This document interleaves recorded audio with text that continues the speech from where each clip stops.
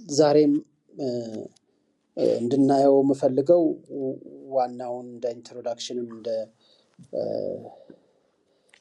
እንደ ኦቨርቪው አይነት ነገር እንድናይ ነው የምፈልገውና እግዚአብሔር በዛ ውስጥ ብዙ ነገር ያስተምረናል ብዬ ተስፋ አደርጋለሁ።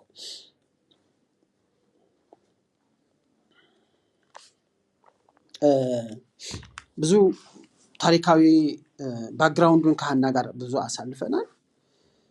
እኔ ግን እንደ ዋና ብዬ ልንነጋገርባቸው የሚገባው ብዬ የማስበውን ነገር አብረን እናወራለን፣ አብረን እንነጋገራለን። ጌታ ይባረክ። እግዚአብሔርን እጅግ አድርገን እናመሰግናለን። የዳንኤል መጽሐፍ በሁለት ከፍለን ነው እንድናየው የምፈልገው። በሁለት መንገድ እንድንከፍለው ነው የምፈልገው። አንደኛው የታሪካዊ ሴክሽኑ ነው። የታሪካዊ የሆነ ክፍል አለው፣ ፓርት አለው። ስፔሻሊ እሱን የምናገኘው ከዳንኤል ምዕራፍ 1 እስከ ቁጥር 6 ያለው ታሪካዊ ነገር ነው የሚነግረን እና ያንን በጣም በሚገርም ሁኔታ እግዚአብሔር በዳንኤል በኩል ገልጦታልና በዛ ውስጥ በጣም የነዳንኤልን በተለይ የዳንኤልና የጓደኞቹን ታማኝነት በባዕድ ምድር በእንግዳ ሀገር በእንግዳ ምድር ሆነው የእነሱን ታማኝነት የምናይበት መጽሐፍ ነው። ስለዚህ ሂስቶሪካል ሴክሽን አለው፣ ሂስቶሪካል ፓርት አለው።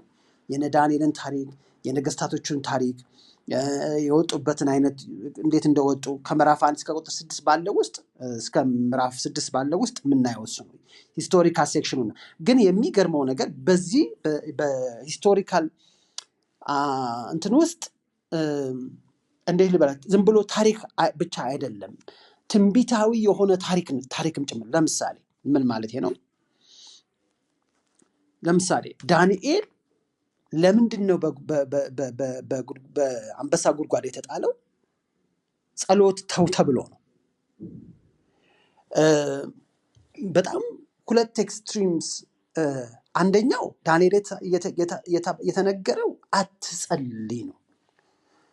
እነ ኢሳቅ አብደናጎም ሶስቱ ደግሞ ጸልዩ ነው ወይም ስገዱ ነው። ያኛው አትስገድ ነው፣ ይሄኛው ደግሞ ስገድ ነው ለምሳሌ የተባሉት። እነዚህ ይሄ ክስተት ይሄ ታሪክ የዳንኤልና የጓደኞቹ ታሪክ ወይም ገጠመኝ ብቻ ሆኖ አይደለም እግዚአብሔር እንድናነበው የሚፈልገው። ተመሳሳይ ነገር ሐሰተኛው ክርስቶስ ሲገለጥ ተመሳሳይ ነገር ይፈጠራል። ስገዱ አንደኛው ህግ ነው፣ አትስገዱ ደግሞ ሌላኛው ህግ ነው። ልክ ዳንኤል አትስገድ የሚለው ህግ ነበር ቻሌንጅ ያደረገው፣ እነዛኛዎቹን ደግሞ ስገዱ። ስለዚህ ስገዱ አትስገዱ ከእግዚአብሔር የሚለይ ሆኖ እንደ ህግ ይመጣል። ወደ ምዕራፍ 7 ወደ ምዕራፍ 8 ምናምን ወደ ውስጥ ሲንገባ እንዲሁ እንደ ሪፈረንስ እንደ መነሻ ሐሳብ እንዲሆን ይሄን ማነሳላችሁ። አንቲክራይስት ክርስቶስ ተቃዋሚ ከሚያደርገው ነገር መካከል አንዱ ህግ መቀየር ነው። ህግ ይቀየራል። ህግ ሲቀየር ልክ እንደነ ዳንኤል አይነት ሊሆን ይችላል። ወይ ስገዱ ወይ አትስገዱ። ከሰገዱ የሚሰግዱት ለጣዖት ነው፣ ለእርሱ ነው። እንደነ ዳንኤል ማነው ኢሳቅ አብደናጎም ጠላት ላቆመው ምስል ነው ስገዱ ተብሎ ይባለው ማለት ነው። አትስገዱ ደግሞ ከተባለ ደግሞ ለእግዚአብሔር ነው አትስገዱ የምንባለው። ስለዚህ ለእግዚአብሔር አትስገዱ፣ ለሰይጣንና ለሐሰተኛው ግን ስገዱ ይመጣል። ስለዚህ ሂስቶሪካል እንትኑን ስንመለከት ዝም ብሎ በነ ዳንኤልና በነ ኢሳቅ አብደናጎም ብቻ የሚቀር ታሪክ አድርጋችሁ እንዳታስቡ። እሱ ራሱ ታሪካዊ ትንቢት ነው። ታሪኩ ራሱ ትንቢት ነው። ይሄው ተመሳሳይ ፈተና፣ ተመሳሳይ ቻሌንጅ፣ ተመሳሳይ የሆነ እንትን ይመጣል። በነገራችን ላይ እኔ እዚህ ቦታ ላይ የማስተምረው ሁሉ ጊዜም እንደምላችሁ መጽሐፍ ቅዱስን ያጠናሁበትና የገባኝን መንገድ ነው የማስተምረው። በልበሰፊነት እንደ ቤሪያ ሰዎች ልበሰፊ ሆነን የእግዚአብሔር ቃል እውነት ነው ወይ፣ ሰለሞን የሚናገረው ነገር እውነት ነው ወይ ብላችሁ እናንተ መመርመር በጣም ተገቢና እንድታረጉም ነው ኢንካሬጅ ማረጋችሁ። ይሄን ስለ ለምንድን ነው ይሄን የምልበት ምክንያት አሁን ይሄን ስናገር ስለ እንደነ ዳንኤል እንደነ ይስሐቅ አብደናጎም እንፈተናለን ብዬ ስናገር ቤተክርስቲያን ከመከራ በፊት ትነጠቃለች ለሚሉ ሰዎች ትርጉም አይሰጥም። ምን አገባን? ይሄ ፈተና አያገኘንም፣ አይደርስብንም፣ አይመለከተንም ስለሚሉ ትርጉም የለውም፣ ቫልዩ የለውም። እንዲህ ማሰብ ምንም አይጠቅምም፣ ስለሌለ ነገር መናገር ስለሚሆን። እኔ ግን ማምነው እንደሱ አይደለም። ያን ራእይ መጽሐፍ የተጻፈው ለቤተክርስቲያን እንደሆነ አምናለሁ። ስለዚህ የማይመለከተን ነገር አይጻፍልንም። ሆኖም ግን ብዙ ጊዜ ራእይ መጽሐፍንም ባለፈው ጊዜ አንብበን አጥንተን ጨርሰናል። እንመለስበታለን አንዳንዱ ፖይንት አሁን ለካናላችሁ ጋር ስላላሳለፍኩ እና እኔ ማረግም የምፈልገው ነገር ምንድነው እነዚህ የተለያዩ የመጽሐፍ ቅዱስ ክፍሎችን ፒሶች ምንድነው የተለያዩትን ወደ አንድ ቦታ አምጥተን እንድናያቸው ነው የምፈልገው። ከዛ ግን እናንተ በግላችሁ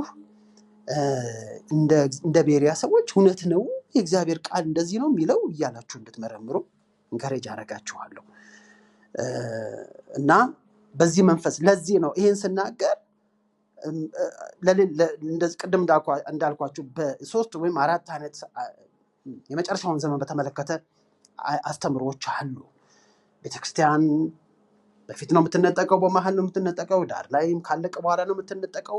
ብዙ አይነት እንደዚህ አይነት ነገሮች አሉ። እኔ ግን የማምንበትን ነው ማስተምራት። ቤተክርስቲያን በመከራ ውስጥ እንደምትኖር እንደምታልፍ ማምነው። ለዛም ነው ኤፌሶንን ያነበብኩላችሁ ባለፈው ጊዜ። ኤፌሶን መጽሐፍ ውስጥ ያሉትን ከእስራኤላውያን ጋር አብረን ነው የምንወርሰው፣ አብረን ነው የምንከብረው፣ አብረን ነው የምናልፈው።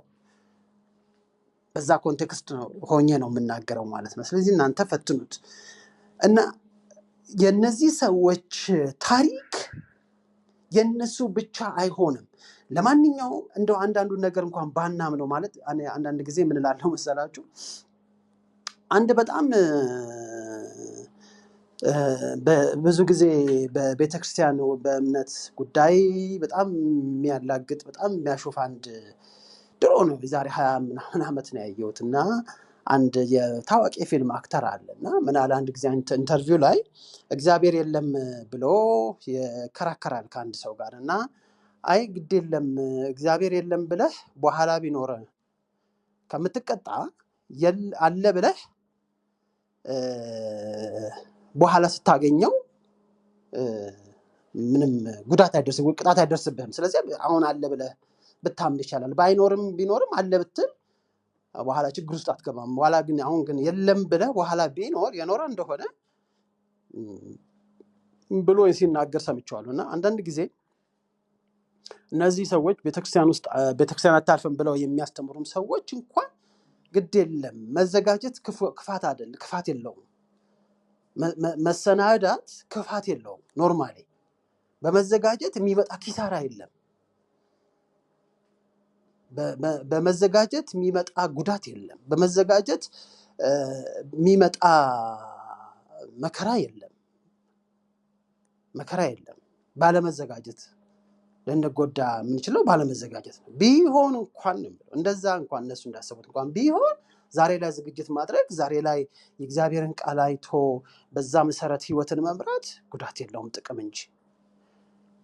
ለማንኛውም በዳንኤልና በጓደኞቹ የደረሰው ነገር በቅዱሳን በመጨረሻው ዘመን ባሉ ቅዱሳን ህይወት ውስጥ ማለፉ የማይቀር ነው። እግዚአብሔር እነዚህ ሰዎች ትንቢት እንዲናገሩ ብቻ አይደለም ይጻፍ። ዳንኤል ትንቢት እንዲናገር ብቻ አይደለም፣ ህይወቱ ለትምህርት ነው። ትግስቱ ለትምህርት ነው። እምነቱ ለትምህርት ነው። በተመሳሳይ መንገድ የሚሄዱ ሰዎች አሉ። ዳንኤል ራሱ ይናገራል። እግዚአብሔር አምላካቸውን የሚያውቁ ይበረታሉ ያደርጋሉ ብሎ ሲናገር እሱ ባለፈበት መንገድ የሚያልፉ ሰዎች እንዳሉ ስለሚያውቅ ነው።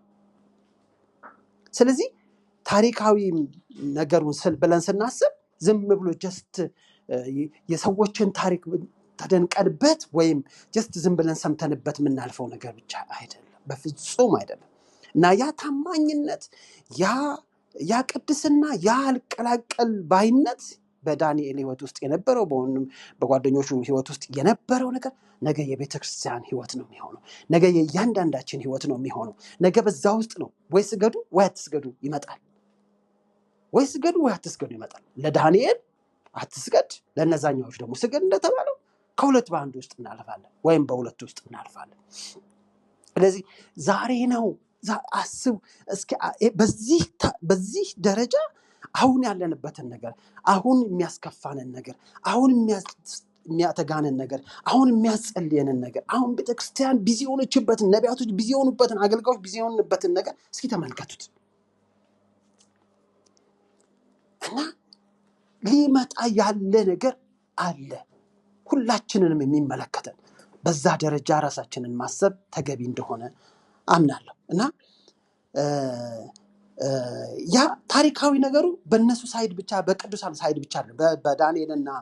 በዳንኤልና በወንድሞቹ በጓደኞቹ ላይ ብቻ የተመሰረተ አይደለም። እንደምታውቁት ከምዕራፍ 1 እስከ ቁጥር 6 ባለው ውስጥ እሱም ብቻ አይደለም የምናየው።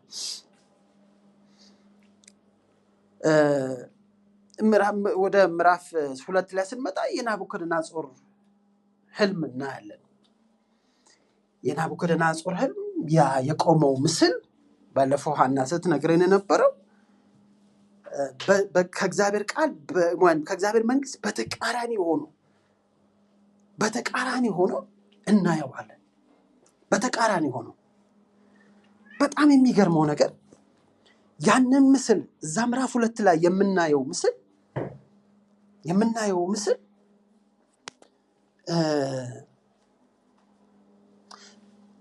ከላይ ሲጀምር በወርቅ ነው የሚጀምረው። ከዛ የሚጨርሰው በብረትና በሸክላ። ይሄ እንግዲህ በጣም የሚገርማችሁ ነገር ምንድነው? እግዚአብሔር ነገሮችን በብሉይ ኪዳን ስትመለከቱ ጠላቶቻቸው በብዙ ሺህ የሚቆጠሩ ጠላቶቻቸው እንደ አንድ ሰው አድርገህ ትመታቸዋለህ ይል ነበር። ትዝ ይላችሁ እንደሆነ ብዙ ቦታ ላይ እንደ አንድ ሰው አድርጎ መታቸው ወይም እንደ አንድ ሰው አድርገህ ትመታቸዋለህ ይላል። ብዛታቸውን ወደ አንድ እንትን ያጠበዋል። እና አንድ ሰው እኮ አይደለም ሄደው የሚመቱት፣ ግን እንደዛ ባለ መንገድ እግዚአብሔር ነገሮችን ጥብብ አድርጎ ቀላል አድርጎ በህዝቡ ፊት ያመጣዋል። ለምሳሌ የባቢሎን መንግስት የነገሰው በ130 ሀገር ላይ ነው። አሁን ዩናይትድ ስቴትስ የሚባለው 52 ነው ወይም 53 ነው መሰለኝ። አስቡት።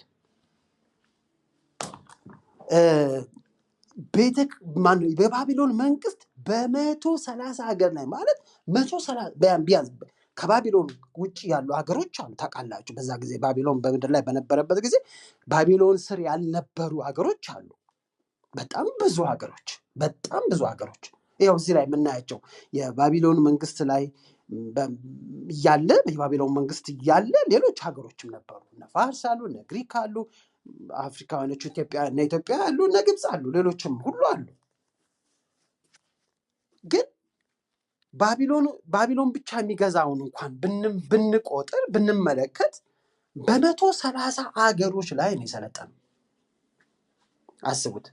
በ130 ሀገሮች ላይ ያለን መንግስት ነው እግዚአብሔር እንደ አንድ መንግስት፣ እንደ አንድ ስትራክቸር አድርጎ ያስቀመጠው። እንደ አንድ ሰው፣ እንደ አንድ ግለሰብ አድርጎ ነው። እነዚህ ታላላቅ ኢምፓየሮች ናቸው፣ በጣም ሂውጅ ናቸው። ነገር ግን ወደ አንድ መልክ ስብስብ አድርጎ ዳንኤል ሊገባው በሚችል፣ ከዳንኤል በኋላ የሚመጡ ሰዎች ሁሉ ሊረዱት በሚችሉት ደረጃ ያቀረበው እና ቀደም እንዳልኩት ከላይ ሲጀምር በወርቅ ነው። ግን መጨረሻ ላይ የምታዩት ብረትና ሸክላ ነው። ምን ማለት ነው? የዓለም መንግስታት እየበረቱ አይደለም የሚሄዱት፣ እየዛሉ ነው፣ እየደከሙ ነው፣ እየወደቁ ነው። ኳሊቲያቸውን ራሱ እያጡ ነው የሚሄዱት። ይሄ እኮ የሚገርም እይታ ነው ማለት እግዚአብሔር እንዴት እንደሚያያቸው ተመልከቱ። እኛ አሁን ያለውን ገና ደግሞ የሚመጡትን ዓለማት መንግስታት ስንመለከቱ፣ ቻይናን ስትመለከቱ፣ አሜሪካንን ስትመለከቱ፣ ሌሎችን ሀገራት ስትመለከቱ በጣም ሶፊስቲኬትድ እየሆኑ ነገሮች እየረቀቁ ነገሮች እየሰፉ በጣም ከምድር አልፈው ማርስ ላይ የሄዱ ጨረቃ ላይ የወጡ የሰው ልጆች በቃ መንግስታት አይደል ነገስታት እንደዛ በጣም በቴክኖሎጂ እየረቀቁ ምናምን ነው። መሳሪያዎቹን ተመልከቷቸው። ያለውን ቴክኖሎጂ ያለውን ሳይንስ የደረሰበትን ደረጃ፣ ቴክኖሎጂ የደረሰበትን ደረጃ፣ የጦር መሳሪያዎች የደረሱበትን ደረጃ፣ የህዝብ ቁጥር የደረሰበትን ደረጃ ተመልከቱት። እየበረቱ ነው። እየበረቱ ያሉት ግን በእኛ ፊት ነው፣ በስጋ ለባሽ ፊት ነው። የዓለም መንግስታት በፍጹም ለእምነት በማይሆኑበት ደረጃ እየደከሙ ነው የሚሄዱት። እግራቸው መጨረሻቸው ማለት ነው የሚለው መጨረሻቸውን ነው የሚነግረን ከመጀመሪያ እስከ መጨረሻ። ከወርቅ ተነስተው ወደ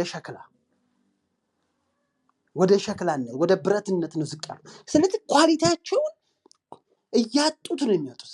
እየደከሙ ነው የሚሄዱት። እየዛሉ ነው የሚሄዱት።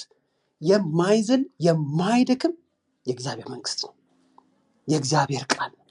ወንጌል ነው። የእግዚአብሔር ሰዎች ናቸው የማይዝሉት የማይደክሙት።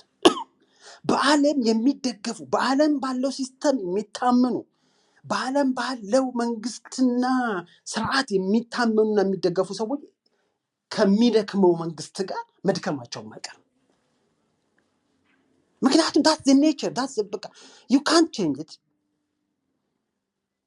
የተደገፍነው መንግስት የምንደገፍበት እንትን ይወስነዋል የኛን ማንነትና ሁኔታ ፍጻሜ ብርታታችንን። እና ለብዙ ሰዎች ዓለም በጣም እየበረታ መንግስታት እየበረቱ ነው የሚመስላቸው። እየዛሉ ነው የሄዱት። እየደከሙ ነው የሄዱት። ኳሊቲያቸውን እያጡ ነው የሚሄዱት። እየበረቱ አይደለም። በጣም ኮምፕሊትሊ ኦፖዚት ነው እግዚአብሔር የሚያየው። ኮምፕሊትሊ በተቃራኒ ነው የሚያየው እግዚአብሔር። በተቃራኒ ነው የሚያየው።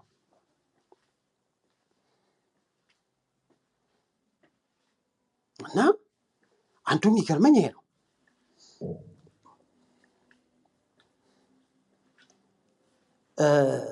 ምዕራፍ 2 ላይ የምናየው ይሄንን ነው። እንግዲህ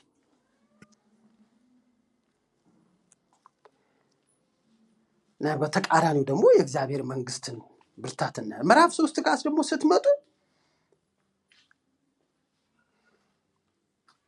ይስሐቅ አብደናጎም አልሰግድም በማለታቸው ምክንያት በዛ በሚነደው እሳት ውስጥ ሲጣሉ ነው የምታገኙበት ታሪክ ነው።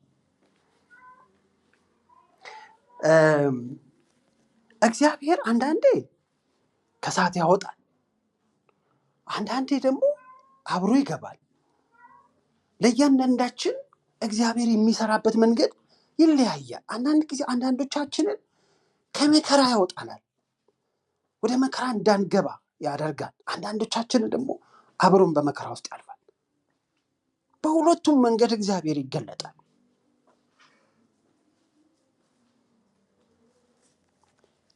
እና ለእነዚህ ሰዎች ያደረገው ነገር አብሮ መሄድ ነው፣ አብሮ መግባት ነው።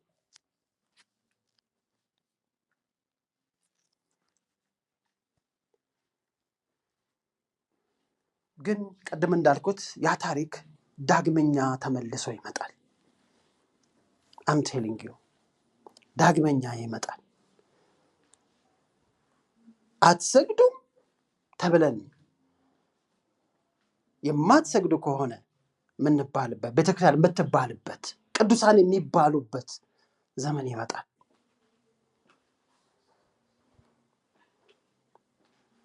ሰይጣን በቅጣት የሚያምንበት በቅጣት የሚነሳበት ለሱ የማይገዙትን እቀጣለሁ የሚልበት ዘመን ይመጣል።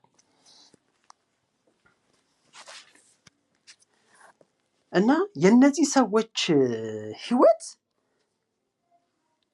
ለምሳሌ ነው የተቀመጠው። ለምሳሌ ነው። በቃ በዛ ዘመን ለሚኖሩ ሰዎች ምሳሌ እንዲሆኑ ነው። የጽናት ምሳሌ፣ የድፍረት በእግዚአብሔር ላይ የመታመን ምሳሌ እንዲሆኑ ነው የተቀመጠው።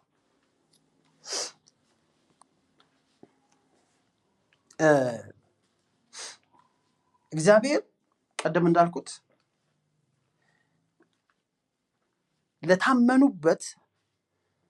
ለታመኑበት እሱም ታማኝ ነው፣ ለማዳን ታማኝ ነው። የሚገርመው ዕብራውያን ጸሐፊ ሲናገር የእሳቱን ኃይል ነው የሚለው። የእሳቱን ኃይል በእምነት አጠፉት ነው የሚለው።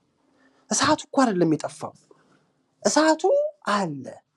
እሳቱ ግን ኃይሉን የማቃጠል ኃይሉ ነው የተወሰደው። በምን?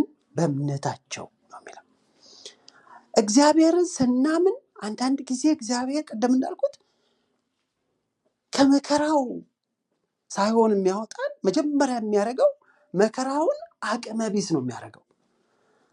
ብዙዎችን የገደለ መከራ፣ ብዙዎችን ወገብ የሰበረ መከራ፣ ብዙዎችን የለየ ከጌታ የለየ ከህይወት የለየ ተስፋ ያስቆረጠና አይደለም በቃ በምድር ላይ ያላቸውን ህይወት እንኳን ጠልተው በምድር ላይ ያላቸውን ኑሮ እንኳን ጠልተው ሁሉ እንዲወድቁ ያደረገው ነገር እናንተ ጋር ሲደርስ ኃይሉን ነው የሚያጣው። የእሳቱን ኃይል ነው የሚለው። አጠፉት። ከሰይፍ ስለት ነው የሚለው። አመለጡ። ከሰይፉ አይደለም ከስለቱ ነው። ትዝ ይላችሁ እንደሆነ እነ ዳዊት ለጦርነት ወጥተው ጭልጥ ያለ የጨበጣ አይነት ጦርነት ነው የሚጋደሉት የሚጋጠሙት። እንዳሁኑ ዘመን በርቀት ባለ መሳሪያ አይደለም፣ ግን በዛ አይነት በተቀራረበ አይነት ጦርነት ውስጥ አልፈው አንድም አይሞትም፣ እነዛኛዎቹ ግን ያልቃሉ። እንዴት ይሆናል? እና ከሰይፍ ስለት ነው የሚለው። ከእሳቱ ኃይል፣ ከሰይፉ አይልም፣ ከእሳቱ ኃይልም፣ ከኃይሉ። ስለዚህ እሳቱን ፊል ያደርጉታል፣ ግን አያቃጥላቸውም። ሰይፉ አለ፣ አይቆርጣቸውም። አንዳንዴ እግዚአብሔር እንደዛ ነው የሚሰራው። እግዚአብሔር ለሚታመኑት እሱም ታማኝ ነው። ይህንን የምናየው በእነዚህ ሰዎች ህይወት ውስጥ ነው። እና ግን ቅድም እንዳልኩት ታሪካዊ ይሄ ታሪካቸው ትንቢታዊ ታሪክ ነው። ትንቢት አዘል ታሪክ ነው። በቃ ወደፊትም እንዲሁ ነው የሚሆነው። ራእይን ስታጠኑት እንዲሁ ነው የሚሆነው። በቅዱሳን ላይ እንዲሁ ነው የሚመጣው። ስለዚህ ዛሬ ነው መጨከን፣ ዛሬ ነው መጸለይ። ጌታ ኢየሱስ እንዳለ ወደ ፈተና እንዳትገቡ ትጉና ጸልዩ እንዳለ ዛሬ ነው መትጋት፣ ዛሬ ነው መጸለይ፣ ዛሬ ጊዜ ሳለ እንደሚለው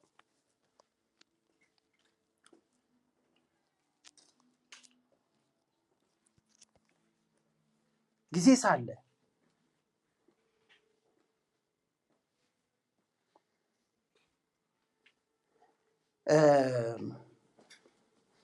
ምዕራፍ 4 ላይ ስትመጡ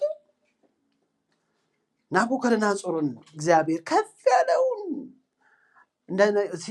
ዲስክራይብ ሲደረግ እንደ ነገስታት ንጉስ በምድር ሁሉ ላይ በአራዊት በእግዚአብሔር ፍጥረት ሁሉ ላይ የተሾመው ታላቁ ንጉስ ናቡከደነፆር እንደ በሬ ሳር እንደሚበላ የተነገረበት ምዕራፍ ነው።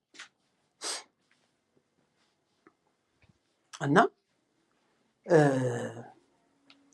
ይሄ ቀደም እንዳልኳችሁ የነ ይስሐቅ አብደናጎም ወይም የነ ዳንኤል ብቻ ሳይሆን የመጨረሻው ዘመንም ነገስታቶች በዚህ አይነት ሁኔታ እግዚአብሔር ሀምብል ያደርጋቸዋል።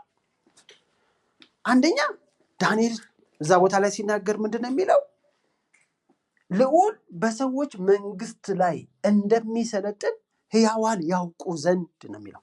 ለምሳሌ ማለት ነው እንግዲህ ናቡከደነፆርን ሳር ያስበላው እግዚአብሔር ለምሳሌ እኔ በእናንተ መንግስት በእያንዳንዳችሁ መንግስት ላይ እንደምሰለጥንና የወደድኩትን ዝቅ ደግሞ የወደድኩትን ከፍ እንደማድረግ እንድታቁ በሚል ነው ለምሳሌ ብሎ ታላቁን ንጉስ እንደዛ ያደረገው። እግዚአብሔርን እኛ ብዙ ጊዜ እንደ በክብሪት ዕቃ ውስጥ እንደተቀመጠው እንደዛ እንደ ክብሪቱ እንደዛ ነው የምናደርገው። የቤተ ክርስቲያን ብቻ ነው ኢየሱስ ጌትነቱ ብለን እናስባለን። የቤተ ክርስቲያን ጌታ ነው።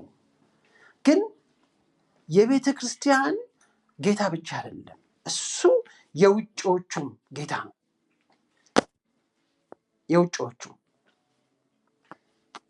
ስለዚህ አንዳንድ ጊዜ የጊዜ ጉዳይ ነው። የጊዜ ጉዳይ ነው። እግዚአብሔር ራሱ የሚሰራበት መንገድ አለው። ትናንት ናቡከደነፆር እስራኤል ገብቶ ኢየሩሳሌም ገብቶ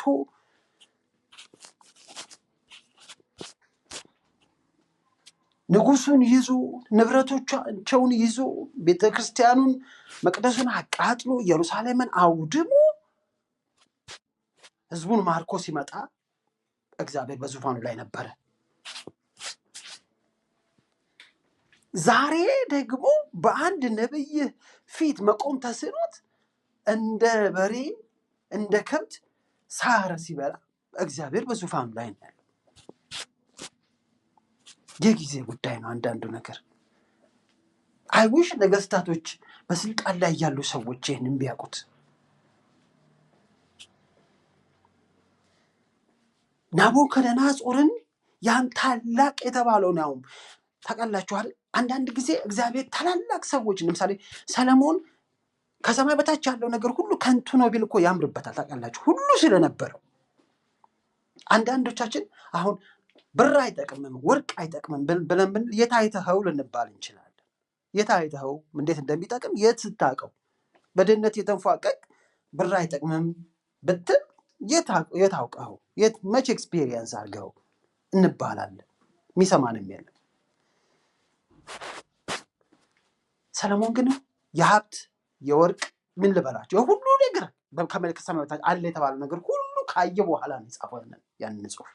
ናቡከደነፆርም እንዲሁ እግዚአብሔር ከፍ ሳያደርግ ዝቅ አያደርግም። ቅዱሳንን ዝቅ አድርጎ ከፍ እንደሚያደርግ በዓለም ያሉ ሰዎችን ደግሞ ከፍ አድርጎ ነው ዝቅ የሚያደርገው። ፈርዖንን እንደዛ ነው። ሰናክሬምን እንደዛ ነው። አኪጦፌልን እንደዛ ነው። ብዙ ነገስታትን ብዙ የእግዚአብሔር ጠላቶችን እግዚአብሔር ከፍ ካደረገው በኋላ ናቡከደነፆርንም እንደዛ ነው ያደረገው። ስለዚህ አንዱ የምናየው ነገር የመንግስታት ከፍታ የቅዱሳን ፍርሃት መሆን አይችልም። በፍጹም አይፈራም ነበረ ዳንኤል። እውነትም ለመናገር በፍጹም በዛ ከፍታ ላይ ላለ አንድ በጣም ታላቅ ንጉስ እግዚአብሔር የተናገረውን ለመናገር ምንም ማመንታት የለም፣ ፍርሃት የለም፣ ድንጋጤ የለም፣ ስጋት የለም። ምክንያቱም አብሮት ያለውን ከማወቅ የሚመጣ ነገር ነው። ድፍረት አስቡት። እኛ እኮ ግማሽ ልባችን በመንግስት ታምኖ ግማሽ ልባችን በእግዚአብሔር፣ ግማሽ ልባችን በገንዘብ ታምኖ ግማሽ ልባችን በእግዚአብሔር እንዴት ይሆናል? እንዴት እኛ አንድ እንደ ጴጥሮስ በጣም ምንም ልታደርገው በማትችለው አንድ መጽሐፍ ቅዱስ እንግዲህ ስለሚል ነው እኔም እንደዛ እሱን ቃል ልጠቀምና አንድ ገረድ ነው የሚለው አይደለም መሰለኝ እንደዛ ፊት ነው አላውቀውም ያለው ምንም ልታደርገው ማትችል ሴት ምንም ልታደርገው ማትችል ሴት ምንም ልታደርገው ማትችል ሴት ጋር ጌታ ኢየሱስ አንዱ የተናገረው ነገር ስለ ፍርሃት ነው። ፍርሃትን እንከሬጅ ነው ያደረገው ጌታ ኢየሱስ። ግን የምትፈሩትን ምረጡ ዋናው ነገር እንጂ ፍሩ፣ የምትፈሩትን ግን ወቁት። ማንን መፍራት ማንን አለመፍራት እንዳለባችሁ። እነዚህ ስጋን የሚገሉትን ምንም አትፍሯቸዋል። የምትፈሩትን ግን እኔ ያሳያችኋል፣ እኔ መርጥላችኋል። እግዚአብሔር እሱ ስጋን ከገደለ በኋላ ነፍስን የሚገላል። ጌታ ያ ጴጥሮስ መንፈስ ቅዱስ ከመጣ በኋላ ግን ያዕቆብ ትላንት ተገሎ ዛሬ እሱ እንቅልፍ ውስጥ ነበር። መንፈስ ቅዱስ ከመጣ በኋላ እውነትም ስምዖን ጴጥሮስ ሆነ፣ አለት ሆነ። ስምዖን ማለት ሸምበቆ ነው አይደል? ሸምበቆ አለት ሆነ። በንጋታው እንደሚገደል ሰምቶ ሰው እንዴት ይተኛል እንቅልፍ? በቃ ይሄ ሱፐርናቹራል እኮ ነው። ዳንኤል ቀርቦ እግዚአብሔር የተናገረውን ነገር ለመናገር የሚችል እምነት ነበረው። መንግስታትን ነገስታትን ይላል የዕብራውያን ጸሐፊ አሸነፏቸው።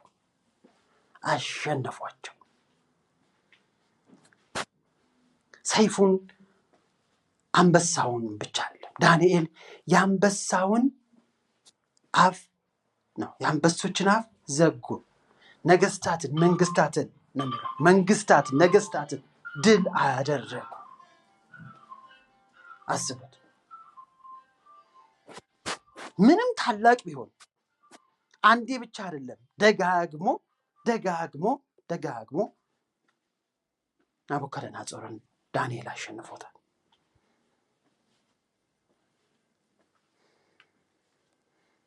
እግዚአብሔር በነገስታት ላይ ታላቅ ነው። ታላቅ አምላክ ነው ያለን። የሚገርመው ነገር ምን ይገርመኛል መሰላችሁ? እንዲህ በጣም ልብን፣ መንፈስን፣ አእምሮ፣ ሰውነትን፣ ነፍስን የሚያንቀጠቅጠው አምላክ የእኛ ግን አባት ነው። እኛ ጋር ሲመጣ ይገርመኛል። እግዚአብሔር አባት ነው።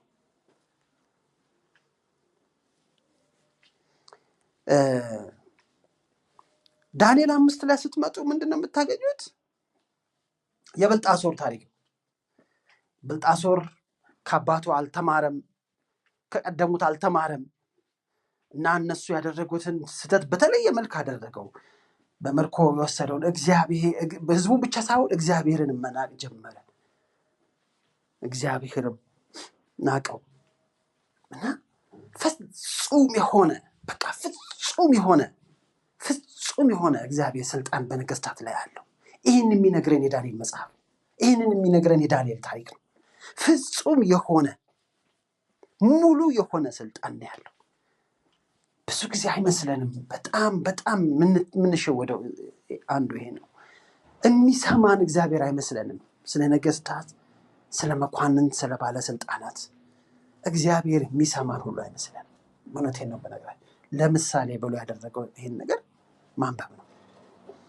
ፍጹም ስልጣን፣ ፍጹም ሙሉ ስልጣን ነው ያለው እና መንግስት ተቆጠረ፣ ቀለ ተገኘ ተባለ። በቃ አለቀ። እግዚአብሔር የወደደውን ያደርጋል። የወደደውን የቤተ ክርስቲያን ብቻ ጌታና ንጉስ አይደለም፣ መሪ ብቻ አይደለም። የምድርም የነገስታትን፣ የመኳንንትን፣ የመሪዎችም በምድራችንም ላይ ይህን ማሰብ እንችላለን። ስለዚህ ተረጋግተን መኖር አለብን።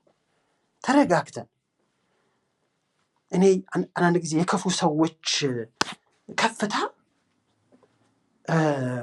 ያስፈራኛል። የምፈራው ስለነሱ ነው የምፈራው። በቃ ክፉ ሰዎች ሆነው አመፀኞች ሆነው ከዛ ከፍ ማለት ከጀመሩ በቃ እግዚአብሔር በቃ ትዕቢተኞችን ከፍ ሳያደርግ አያወርድም፣ በፍጹም አያደርግም። በታሪክ ውስጥ ከፍ አድርጎ ነው። ስለዚህ ያ ከፍታ አንዳንድ ጊዜ ለእኛ ፍርሃት ሊሆን ይችላል።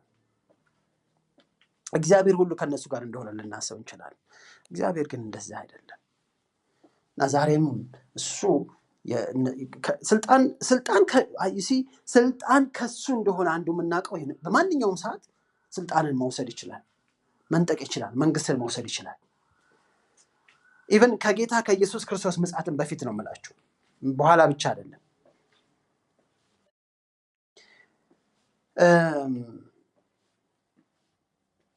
ከዛም የባቢሎንን ውድቀት እዛ ቦታ ላይ እናያለን ማለት ነው። ምዕራፍ 5 ላይ ወደ ምዕራፍ 6 ስንመጣ የዳንኤል በአንበሶች ጉድጓድ ውስጥ ቅድም እንዳልኩት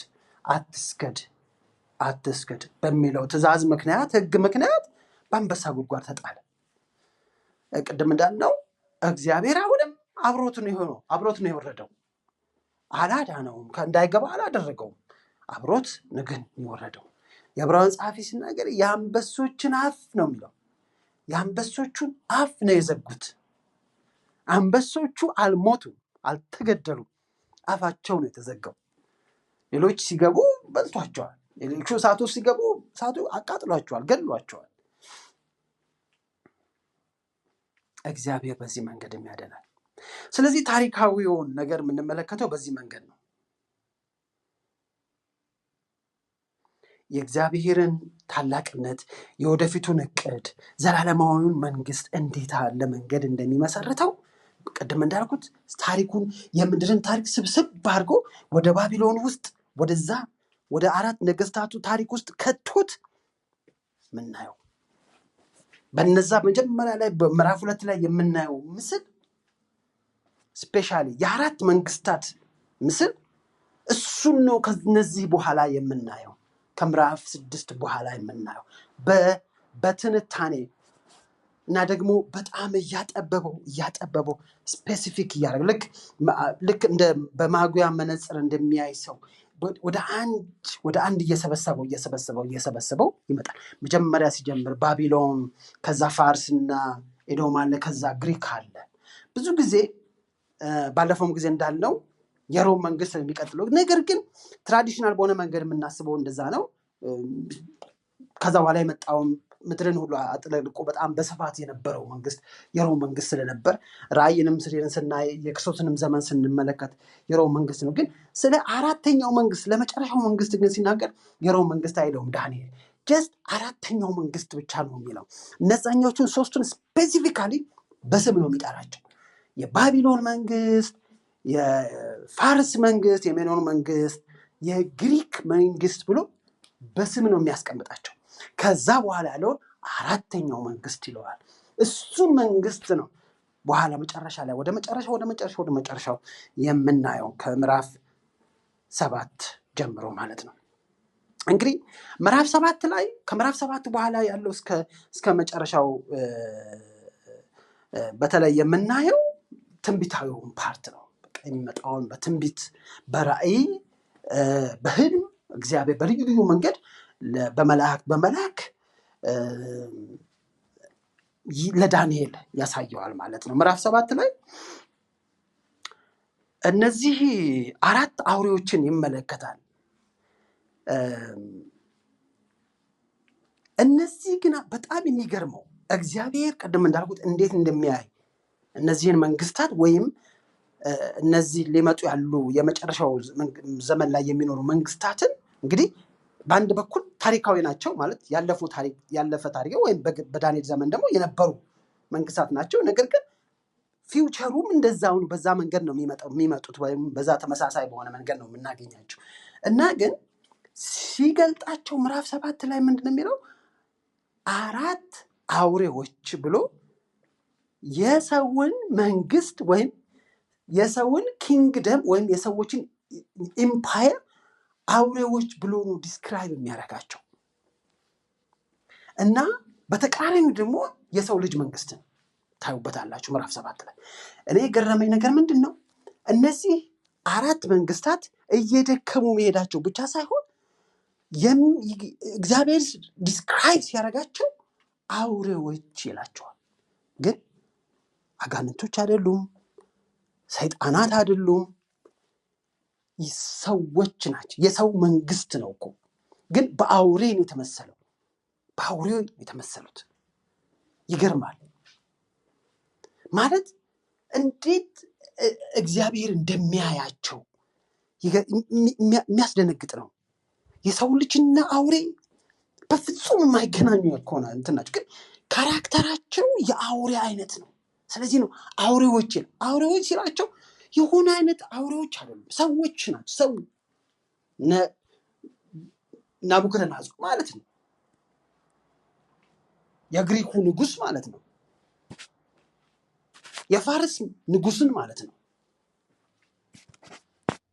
ሰዎች ናቸው፣ ግን በአውሬ ነው የሚገልጣቸው፣ በአውሬ ነው እንትን የሚያደርጋቸው፣ ዲስክራይብ የሚያደርጋቸው። ክፋታቸው፣ አመፃቸው፣ ትዕቢታቸው፣ ጭካኔያቸው፣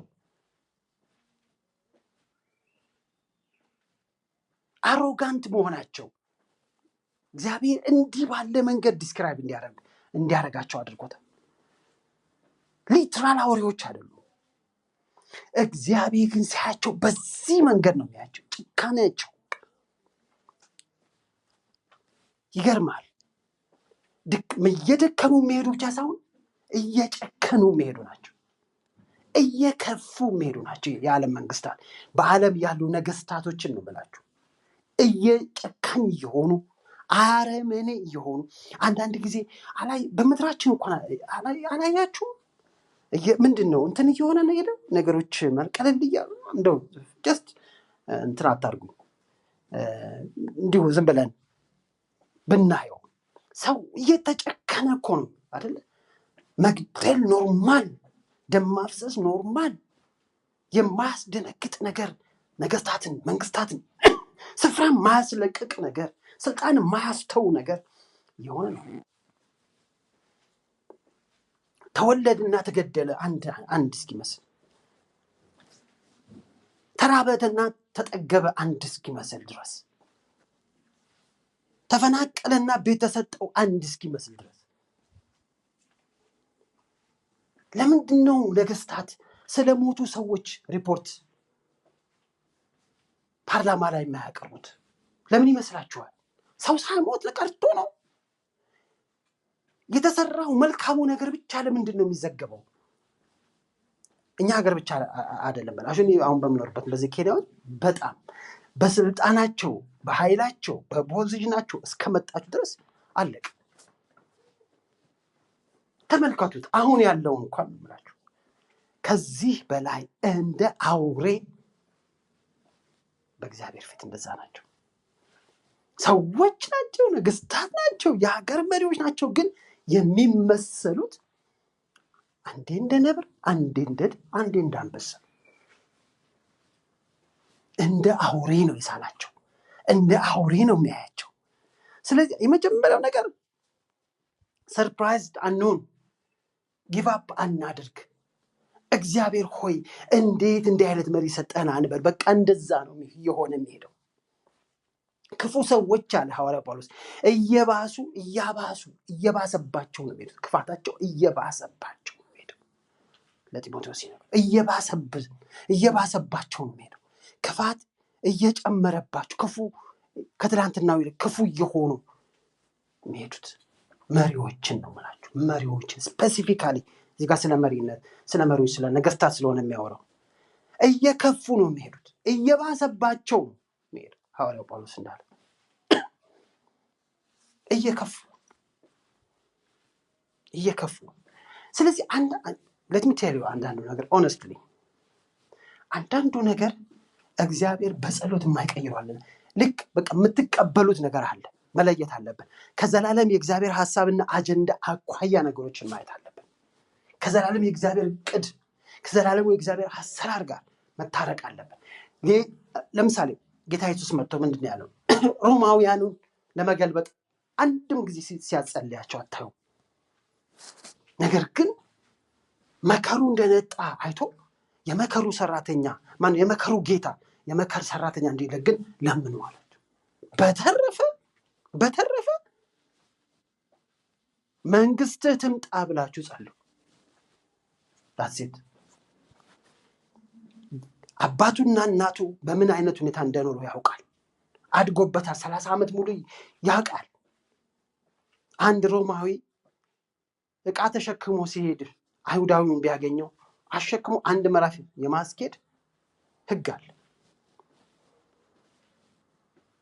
ታክሲ ከፍላለሁ፣ በገዛ ሀገራቸው የኮቴ ከፍላለሁ። ኢየሱስንም ጨምሮ የኮቴ ከፍሎ ነው የሚኖረው። የኮቴ የሚከፍል እኮ ባይተዋር ነው፣ እንግዳ የሚከፍለው በየትኛውም ማለት እንደዛ ነው። በገዛ ምድራቸው ርስት ማፍራት አይችሉም፣ ንብረት ማፍራት አይችሉም እስራኤላውያን ኢየሱስ በነበረበት ጊዜ።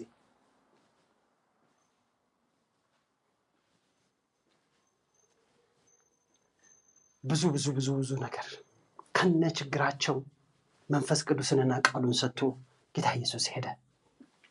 ይልቁንም ይህን ከወሰዱባችሁ ይህን ጨምሩላቸው፣ እንዲህ ካስገድዷችሁ ይህንን ጨምሩላቸው ብሏቸው ሄደ። መንግስቱን ሰብኮ ሄደ።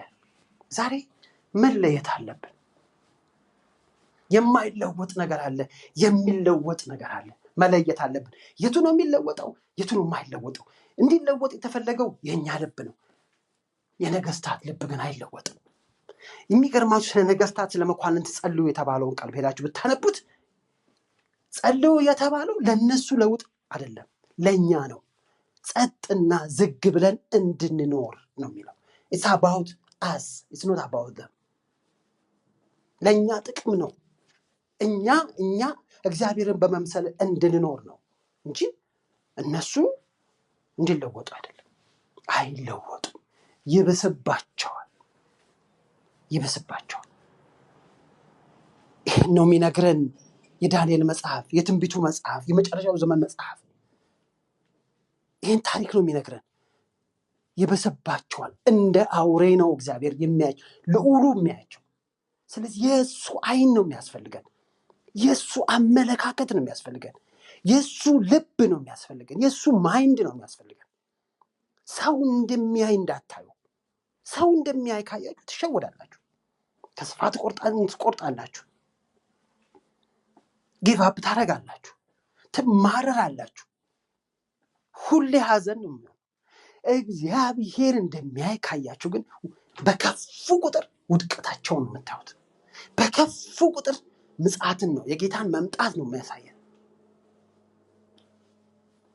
አውሬ ነው የሚላቸው። ይገርመኛል ዲስክራይብ ሲያደርግ ማንነታቸው አውሬ። ደካሞች ብቻ አይደሉም፣ አውሬ እየደከሙ የሚሄዱ ብቻ አይደሉም፣ አውሬ ወደ አውሬነት የሚቀየሩ ናቸው። ግን ይህን የሚናገረው ለሰይጣን ቢሆን አይገርምም። ስለ አጋንንቶች ቢናገር አይገርምም። ይህን የሚናገረው ስለ ስጋ ለባሽ ነው፣ ስለ ስጋ ለባሽ ነው።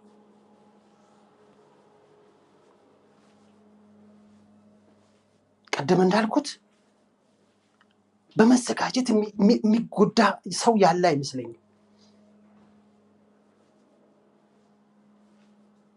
ይህ አንዱ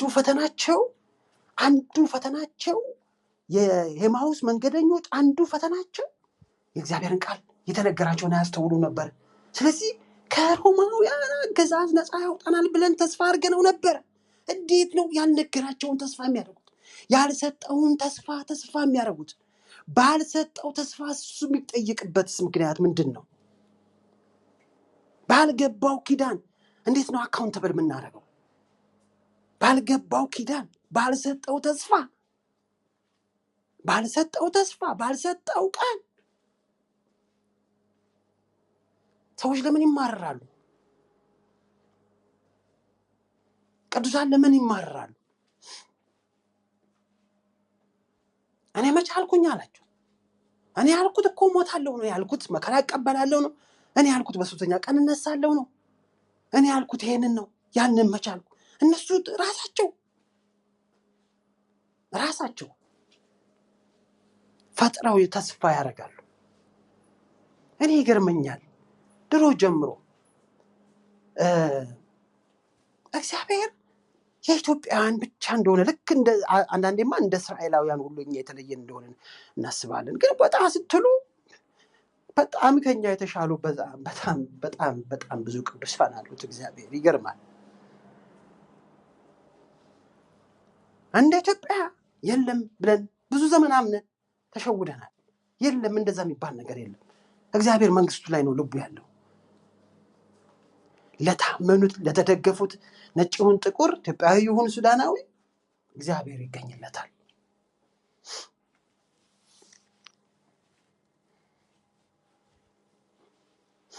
ነገር እየከፋ ነው የሚሄደው። ቢሬዲ እንዘጋ። ነገር እየከፋ ነው የሚሄደው። እየከፋ እነዚህ አውሬዎች አሉ ከፊታችን። እግዚአብሔር በዘመኑ ፍጻሜ ያለውን ነገር ነው ለዳንኤል። እግዚአብሔር ለባሪያዎቹ ሳይናገር አንዳች ነገር አያደርግም። እኔ ከወዳጄ ከአብርሃም ምንድን ነው የምሰውረው? ጌታ ኢየሱስ ደግሞ መጣና ከአባቴ የሰማሁትን ሚስጥር ሁሉ ለእናንተ ነግራችኋለሁ።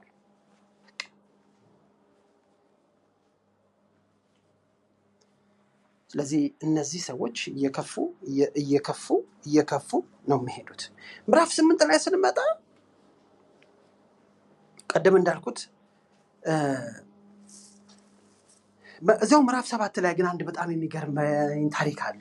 ከአይምሮዬ በላይ ለመረዳት በጣም ብዙ ሞክሬያለሁ። በጣም ከአይምሮዬ በላይ ነው። አይ ዶንት ኖ ምንም ብዙ መናገር አልችልም እሱ ላይ ስላልገባኝ በደንብ። እዛ ቦታ ላይ እግዚአብሔር የሚያሳየው አውሬዎችን፣ የዚህን ዓለም ነገስታት አውሬዎቹን ብቻ አይደለም የሰው ልጅንም ያያል። ዳንኤል በሰማይ የሰው ልጅን ያያል። ይገርመኛል ወይ እሱ ዲስክራይብ ያደረገበት መንገድ፣ ያደረገበት ተርሚኖሎጂ ይገርመኛል። እንዴት አድርጎ ጌታ ኢየሱስን ዲስክራይብ እንዳደረገው እሱ በጣም ማየት ጊዜ መውሰድ እንዳለብን አስባለሁ። ወደ ምዕራፍ 8 ስንመጣ ምዕራፍ 8 ላይ ቀደም እንዳልኩት 4 ነገስታቶችን ያያል ምዕራፍ 2 ላይ። ከዛ የመጨረሻው እግሮቹ ላይ የእግሮቹ ጣቶች ደግሞ 10 ነበሩ ይላል። ከዛ ግን ደግሞ ወደ ምዕራፍ 8 ስትመጡ ወደ ምዕራፍ 7 ስትመጡ ወደ መጀመሪያው ወደ ነበረው እነዛ ነው። በነገራችን ላይ ምዕራፍ 7 ላይ የምታዩት 4ቱ አራዊቶችና ምዕራፍ 2 ላይ የምናየው እነዛ ናስ በብረት በወርቅና በብረትና በሸክላ የተመሰሉት አራቱ ነገስታት ወይም መንግስታት አይለያዩ፣ አንድ ናቸው። እዛ ጋር በናቡከደነፆር ምስል በወርቅ በናስና በብረት እና በሸክላ የተመሰሉት 4ቱ ነገስታት እዚህ ምዕራፍ 7 ላይ ደግሞ እነዛው ነገስታት ናቸው። ደግሞ ባህሪያቸውን በአውሬ መልክ የተገለጡና ሌሎች አይደሉም። ያው ባቢሎን ነው፣ ያው ግሪክ፣ ያው ፋርስ ነው። በዚህ ምዕራፍ 7 ላይ አውሬ ተብሎ የተደረገው ማለት ነው። ምዕራፍ 8 ላይ ስትመጡ ያ ቁጥሩ ከ4 ወደ 2 ይሄዳል። ወደ 2 ሄድና የምታዩት ምንድነው? የፍየልና የበግን ውጊያ ወይም በፍየል የተመሰለ መንግስት ደግሞ በአውራ በግ የተመሰለ መንግስት ጦርነት ሲገጥሙ ታያላችሁ። ከዛ ሲተረጉምለት እሱን ፍየሉ ማን እንደሆነ በጉ ደግሞ ወይም አውራው በግ ማን እንደሆነ ሲናገር ፐርሺያ ነው፣ አንደኛው ደግሞ ግሪክ ነው ብሎ ትርጉሙን እዛው ጋር መልአኩ ይነግረዋል። ወደ 2 መንግስት ያመጣዋል። ከ4 ወደ 2 ምዕራፍ 8 ላይ ይመጣል። ምንድነው ይሄ? እግዚአብሔር ቅድም እንዳልኳችሁ እንደ ማይክሮስኮፕ እያጠበበው ይመጣል። ለምሳሌ መጽሐፍ ቅዱስ ላይ እግዚአብሔር ምሪትን ሲሰጥ ለቤተክርስቲያን ትንቢት ቃል ሲመጣ፣ ለምሳሌ ጌታ ኢየሱስ ክርስቶስ የት እንደሚወለድ ጭምር ነው የተናገረው። መሲሁ የት ከማዘር ስፔሲፊካሊ ከማዘር በየት ቦታ ላይ እንደሚወለድ ሁሉ እግዚአብሔር ይናገር ነበር። ያን ያደረገበት ምክንያት ምንድነው? እግዚአብሔር የኮንፊውዥን አምላክ አይደለም። ኮንፊውዥን ከሰይጣን ነው።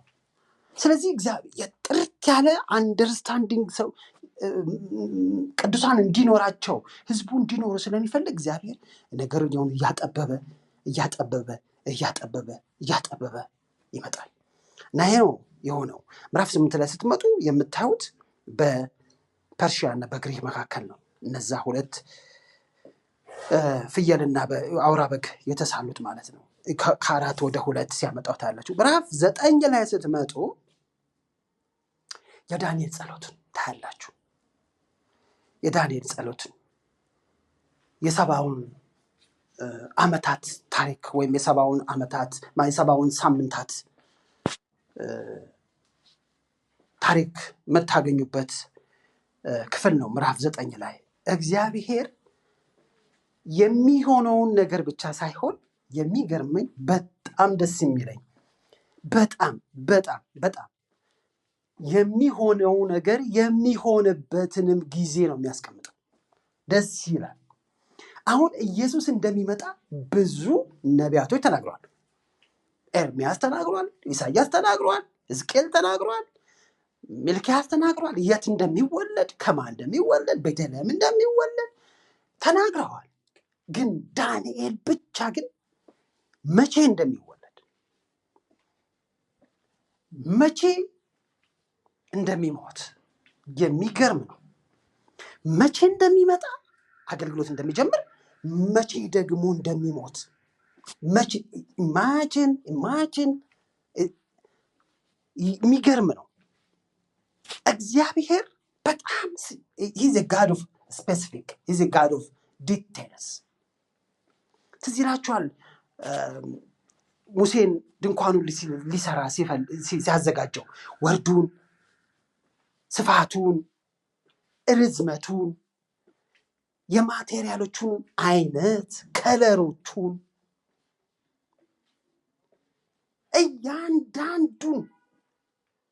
እያንዳንዱን ነገር ነው የነገረው። በዛ መሰረት ነው ሙሴና ነባስልኤል የሰሩት። ኢንቨንት ያደረጉት ነገር የለም። አሁን እኮ እኛ እንደዛ ነው የምናደርገው። ይሄ ዘመን እኮ የፈጠራ ዘመን ነው። በቤተክርስቲያን ብዙ እኮ ፈጠራዎች አሉ፣ የፈጠራ ችሎታዎች አሉ፣ የፈጠራ ስራዎች አሉ። የለም ምንም የፈጠሩት ነገር የለም። እንዳሳየውክ እንዲሁ አድርጋል። በተራራ ላይ እንዳሳየውክ ኮፒን ያደረገው እኛ እንደዛ ነው እንድናደርግ የተፈለገ ነው፣ የተጠራ ነው። ኮፒ ነው የምናደርገው። የዳንኤል ኮፒ ነው የምናደርገው። ራሱኑ ነው ማውራት ያለብን፣ ራሱኑ። ምንም ብዙ ጊዜ እንደምናገረው ከዚህ በፊት ስናገር ሰምታችሁኛል። መጽሐፍ ቅዱስ ተተርጉሞ አልቋል። ምንም የምናመጣው አዲስ ትርጉም የለም። ማስተያየት ነው። ሐዋርያው ጳውሎስ ነው ማስተያየት፣ ከአዲስ ኪዳን ጋር እያስተያየን ነው የምንሄደው እንጂ እያስታረቀን፣ እያስተያየን፣ እያሰካከል ልክ ፐዝል ልጆች ሲጫወቱ ፐዝል ይዘው ሲገጣጥሙ አዲስ ነገር ማስገባት አይችሉም። አዲስ ነገር ካስገቡ መልኩ ሁሉ ይጠፋል፣ መቅጠምም አይችሉም። ነገር ግን የተቀረበላቸው እነዛን ፒስ እያገጣጠሙ ነው ትልቁን ፒክቸር የሚያገኙት። ልክ እንደዛ ነው።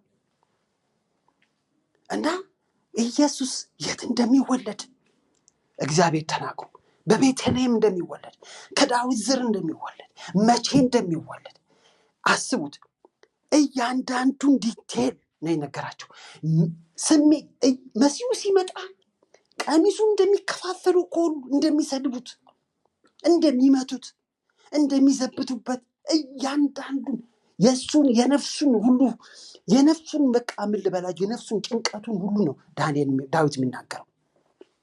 ፍርሃቱን፣ ትካዜውን በመስቀል ላይ ቆምጣጤ እንደሚያጠጥ ምንም ያልተነገረ ነገር የለም። ሁሉ ነገር በዝርዝር ነው የተነገረው። at the end of the day አናቀውም አሉ ወገኖቹ የተባሉት። ለዚህ ነው አናቀውም አሉ። እየመሰበኩት ቃሉ ትንቢቱን ቃል እናቀዋለን እያሉ መጽሐፉ በእጃችን ነው እያሉ መጨረሻ ሲመጣ ግን አናቀውም አሉ። የእግዚአብሔር መንፈስ የነበረባቸው እነ ሰምዖን እና ሐና ጥቂት ሰዎች ናቸው አይደንቲፋይ ያደረጉት። ያ ነገር ያ ታሪክ እውነቴን ነው የምላችሁ ዛሬም የሚሆን ይመስለኝ። ጌታ ኢየሱስን የሚያውቁ ጥቂቶች ናቸው። ጥቂቶች ናቸው። ፍሬን እንደሌለው መኪና ነው ህዝብ እየሄደ ያለው።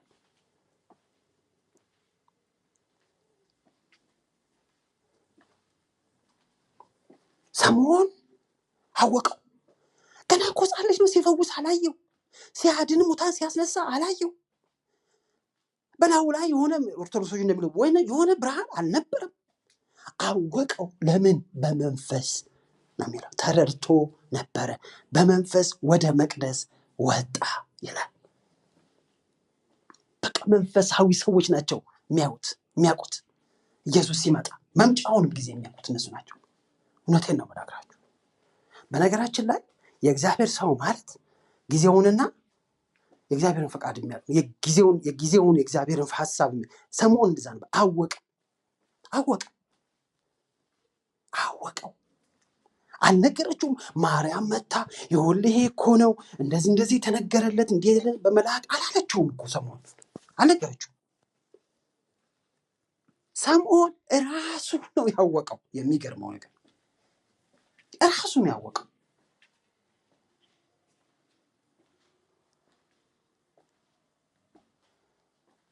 እርግጠኛ ነኝ ኢየሱስ በሚገረዝበት በዛ ሰዓት ላይ ሌሎችም ሕፃናቶች መምጣታቸው የማይቀር ነው። አወቀው እሱ ግን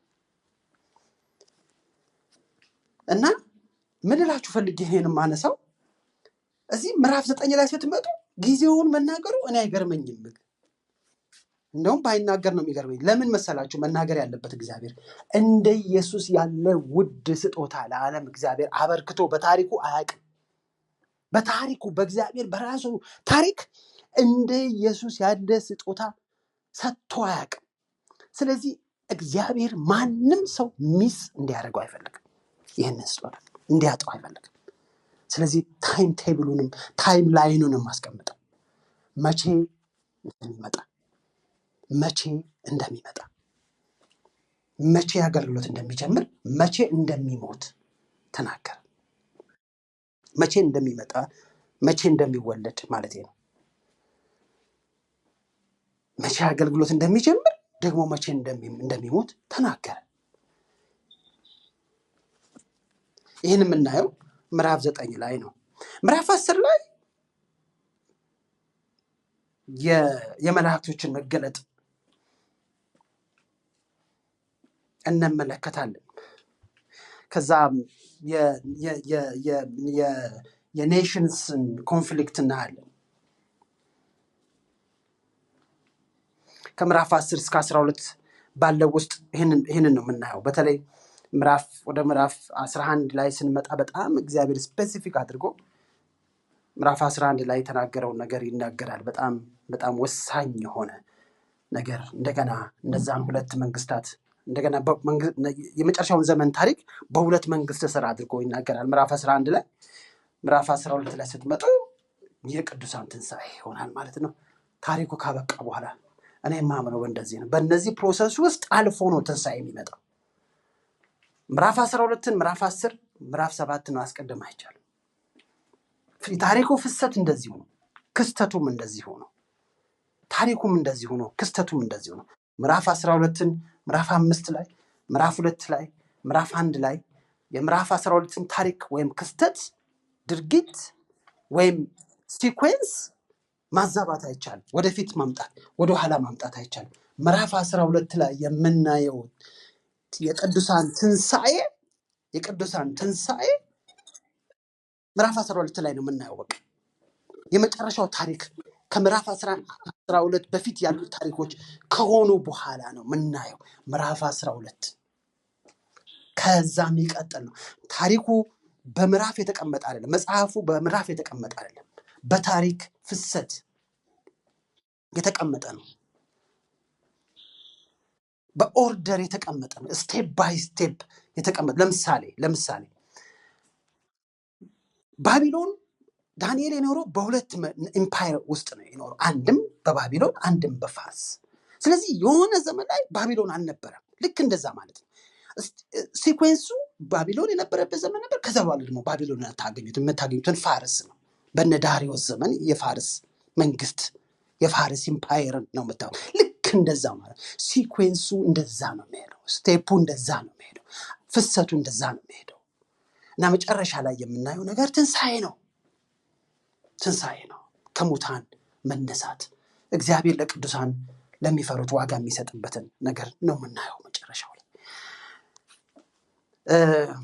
አንድ ነገር ልንገራችሁና ልጨርስ። ዋናው ነገር የመጽሐፉን መንፈስ 1 2 3 ነገር ልናገር። አንደኛው ታማኝነትን ነው የምናየው በዚህ በባዕድ ምድር በስደት ምድር እና እግዚአብሔርን ሐና ባለፈው እንትን እንደነበር እግዚአብሔርን ታላቅነት፣ ሉዓላዊነት፣ ወሳኝነት በቃ ታዩታላችሁ። እግዚአብሔር የታሪክ ፈጣሪ ብቻ ሳይሆን የታሪክ መሪም ጭምር ነው። ታሪክን በሱ አቅጣጫ ማየት ይኖርብናል። የምድርን ታሪክ፣ የነገስታትን ታሪክ እሱ በሚመራው መንገድ ማየት፣ እሱ በሚመራው መንገድ የታሪክን የነገስታትን ታሪክ በዛ መንገድ መረዳት ብልህነት ነው፣ እረፍት ነው የሚሰጣችሁ። ይሄ መጽሐፍ ስፔሲፊክ የሆነ ጎል አለው። በጣም ስፔሲፊክ የሆነ ጎል አለው። ዝም ብሎ ዝርክርክ ያለ ነገር አይደለም። ቀደም እንዳልኳችሁ እያንዳንዱ ነገር እንደዚህ የሚገለጠው ስፔሲፊክ ጎል እንትን ለማድረግ ነው። የመጀመሪያውና ዋናው ነገር ለቅዱሳን ተስፋ ለመስጠት ተስፋ አለ።